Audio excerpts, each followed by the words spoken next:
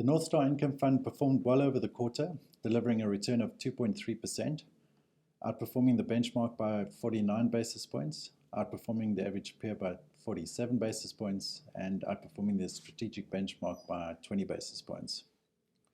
It was pleasing to have both our fixed and inflation-linked bond holdings outperforming cash, set against a backdrop where the All Bond Index and the inflation-linked bond index underperforming cash.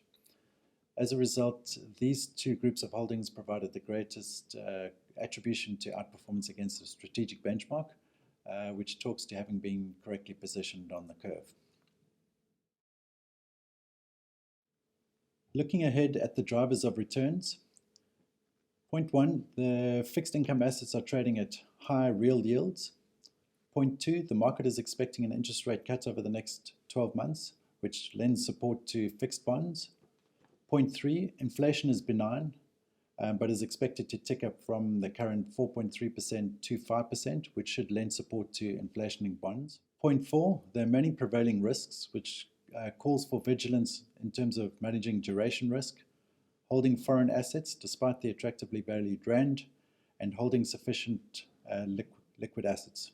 The prevailing risks include sovereign debt escalation in the event of a poor budget, a poorly received Eskom turnaround plan, a change in outlook by Moody's, ongoing trade tensions, a slowing global economy, Brexit issues, Middle East tensions.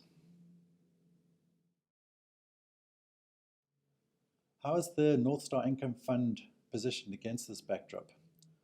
We are currently overweight inflation-linked bonds, which are trading on attractive real yields above 4%. We are at weight fixed bonds. The front end of that curve looks fully valued, although the long end of that curve does show value.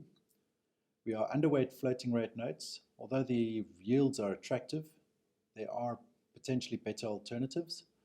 We are underweight property. The current yields, although quite elevated, are insufficient to compensate for the poor growth distribution. And we are underweight foreign currencies and bonds, and this is as a function of the rand being undervalued by close to 20%. In summary, fixed income assets are trading at high real yields.